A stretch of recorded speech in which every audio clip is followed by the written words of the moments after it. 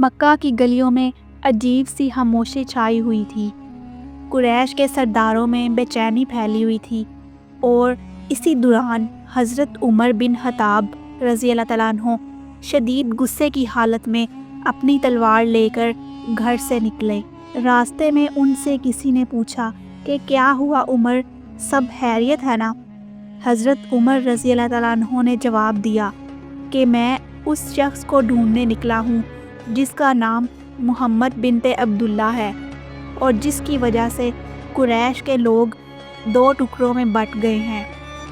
یہ بات سن کر اس شخص نے حیرت سے کہا کہ لگتا ہے عمر آپ ہوش میں نہیں ہیں۔ اگر آپ نے محمد صلی اللہ علیہ وآلہ وسلم کو کوئی نقصان پہنچایا تو بنو عبد مناف آپ کو زندہ نہیں چھوڑیں گے۔ حضرت عمر نے پورے اعتماد کے ساتھ کہا کہ اگر ایسا ہو بھی گیا تو میں خود جا کر اپنا آپ بنو ہاشم کے حوالے کر دوں گا تاکہ وہ بدلے میں مجھے قتل کر دیں۔ اس شخص نے حضرت عمر کو روکنے کے لیے ایک ایسی بات کہی جس نے سارا منظر ہی بدل دیا۔ اس نے کہا کہ اگر آپ نے واقعی کسی کو اسلام سے روکنا ہے تو اپنے گھر سے شروع کریں۔ آپ کی بہن فاطمہ بنت خطاب اور ان کا شوہر سعید بن زید مسلمان ہو چکے ہیں۔ یہ سن کر حضرت عمر شدید غصے میں آ گئے۔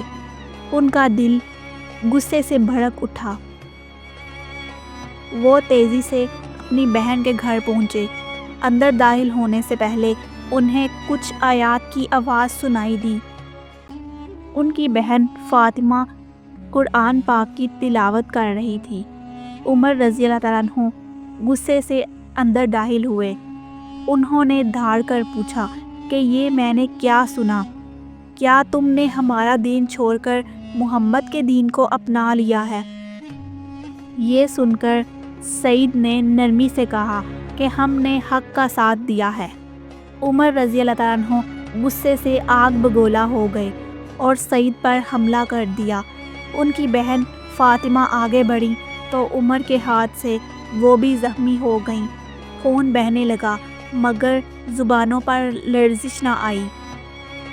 فاطمہ رضی اللہ تعالیٰ عنہ نے مضبوط آواز میں کہا کہ ہاں، ہم نے اسلام قبول کر لیا ہے، چاہے آپ ناراض بھی ہو جائیں، ہمیں کوئی فرق نہیں پڑتا۔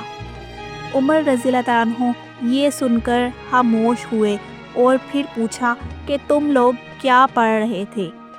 مجھے وہ صحیفہ دکھاؤ۔ فاطمہ رضی اللہ تعالیٰ عنہ نے کہا کہ آپ ناپاکی کی حالت میں ہیں، پہلے غسل کریں۔ عمر رضی اللہ تعالیٰ عنہ نے فوراً پانی منگوایا، غسل کیا، پھر ان آیات کو سنا جن میں اللہ کی عظمت، توحید اور قرآن کا مقصد واضح کیا گیا تھا۔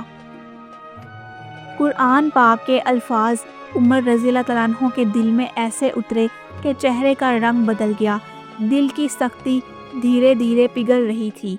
اسی دوران خباب رضی اللہ تعالیٰ عنہ جو وہیں چھپے ہوئے تھے نکل آئے اور خوشی سے بولے، خوش ہو جاؤ عمر، رسول اللہ صلی اللہ علیہ وآلہ وسلم نے آپ کے حق میں دعا کی تھی کہ اے اللہ، یا تو ابو جہل کو اسلام دے دے یا عمر بن خطاب کو۔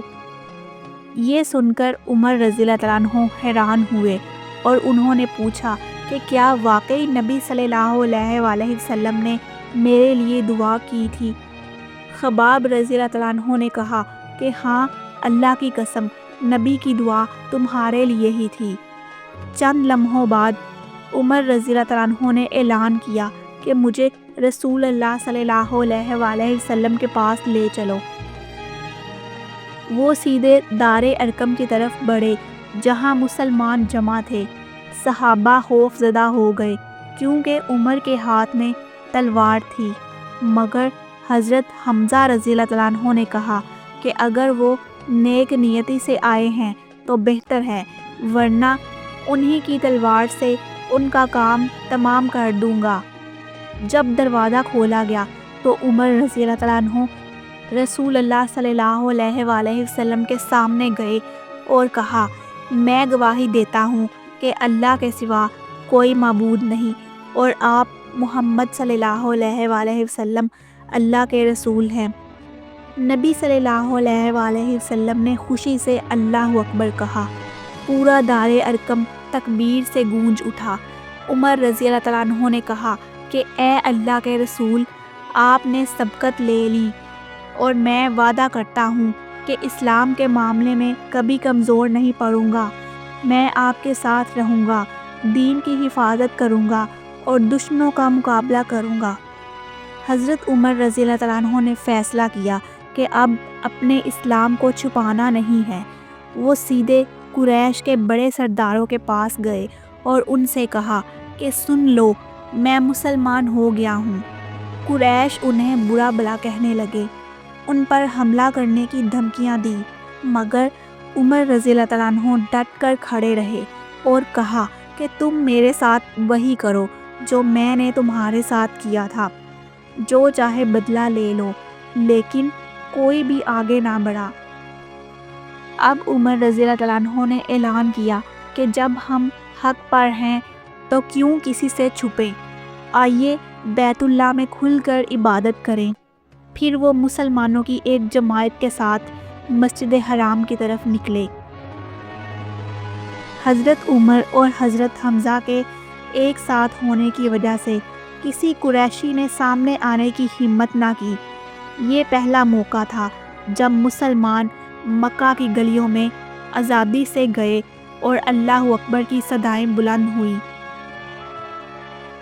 عمر رضی اللہ تعالیٰ عنہ کے اسلام لانے سے مکہ کا ماحول ہی بدل گیا۔ بہت سے لوگ اسلام میں داخل ہونے لگے۔ قریش کے سردار پریشان ہو گئے کہ پہلے حمزہ رضی اللہ تعالیٰ عنہ اور اب عمر رضی اللہ تعالیٰ عنہ، دونوں ہی طاقتور لوگ محمد صلی اللہ علیہ وآلہ وسلم کے ساتھ شامل ہو گئے ہیں۔ اب دین کو روکنا آسان نہیں رہا۔ قریش نے رسول اللہ صلی اللہ علیہ وآلہ وسلم سے معجزے دکھانے کا مطالبہ شروع کر دیا، لیکن نبی کریم صلی اللہ علیہ وآلہ وسلم نے فرمایا کہ معجزے پچھلی قوموں نے بھی دیکھے تھے، مگر وہ پھر بھی باز نہ آئے، یہاں تک کہ ان پر اللہ کا عذاب نازل ہوا۔ اس لیے میں تمہاری خواہش پر نشانیاں نہیں دکھاؤں گا تاکہ وہی انجام تم پر نہ آ جائے۔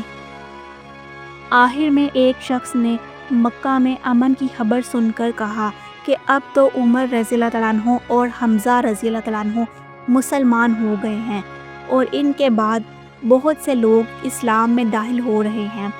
مکہ میں اب اسلام کی طاقت بڑھتی جا رہی ہے۔ اسی بات نے قریش کی صفوں میں بڑی کھلبلی مچا دی، مگر سچ یہ تھا کہ اسلام اب وہ روشنی بن چکا تھا جو مکہ بھر میں پھیلنے لگی تھی، اور اس روشنی کو روکنا اب کسی کے بس میں نہ تھا۔